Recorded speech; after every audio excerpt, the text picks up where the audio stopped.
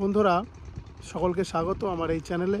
আমি আজকে চলে এসেছি একটি মাঠে যেখানে 10 কাঠা জমির উপরে উন্নত প্রযুক্তির কুল চাষ করা হয়েছে, যেটার নাম ভারত সুন্দরী কুল। আমরা পেছনে যে ব্যাকগ্রাউন্ডে সেটা দেখতে পাচ্ছ, কতটা কুলের বাগান সম্পূর্ণ। তা এই চাষ সম্পর্কে আমি প্রত্যেকটি তথ্য আমি চাষির মুখ থেকে শুনে তোমাদেরকে তথ্য দেওয়ার চেষ্টা করব। সকলেই সঙ্গে থেকো। নামটা বলো একটু। কুতুবউদ্দিন শেখ, বাড়ি ফুলবাড়ি, আমাদের গ্রামে।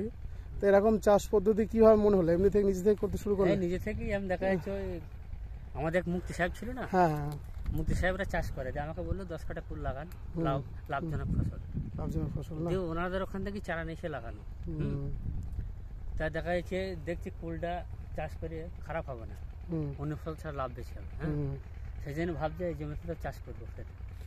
উনি একজনের মুখে আগে শুনেছিল, তারপর থেকে ওনার ইচ্ছা এরকম যে লাগানো, একবার দেখুক লাগিয়ে কেমন হয়। ওইদিকে ওনার একজন বন্ধু ছিল, তার মুখ থেকে শুনেছিল, তারপরে এটা লাগানো। লাগাইতে প্রায় 1004 টাকা খরচা। 1004 টাকা প্রথম অবস্থাতে।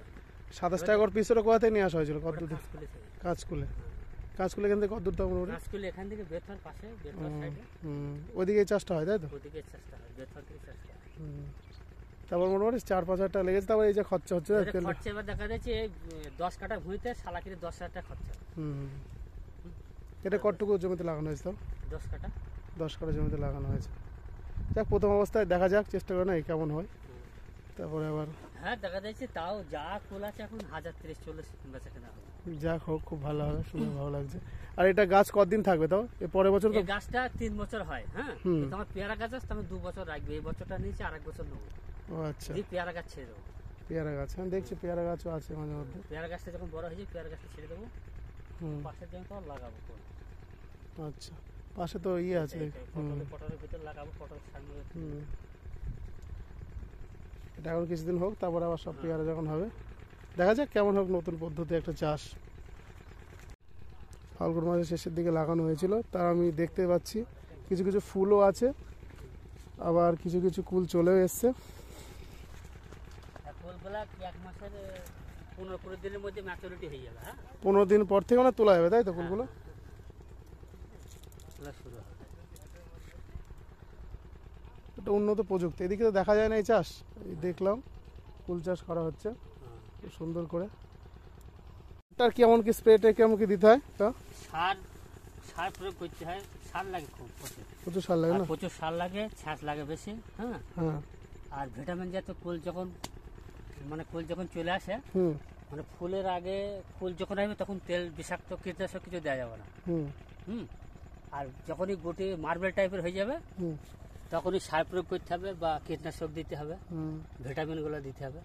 মানে সেচ ভালো লাগে, তাই তো? জলটা ভালো, সেচটা বেশি লাগে।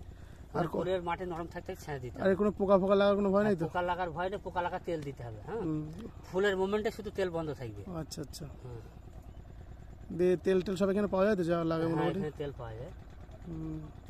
এই কদিন হলো গুটির পরে এরকম ফল এসছে মোটামুটি? তাও এটা ফল এসছে আগস্ট মাস থেকে, ফুল এসেছে আগস্ট মাসের পর থেকে। দেখা যাচ্ছে আগস্ট সেপ্টেম্বর থেকে গুটি মারতে শুরু করেছে। হ্যাঁ, এই নভেম্বর ডিসেম্বরে গিয়ে শেষে গিয়ে মাল উঠবে। দেখতেই পাচ্ছি আমরা।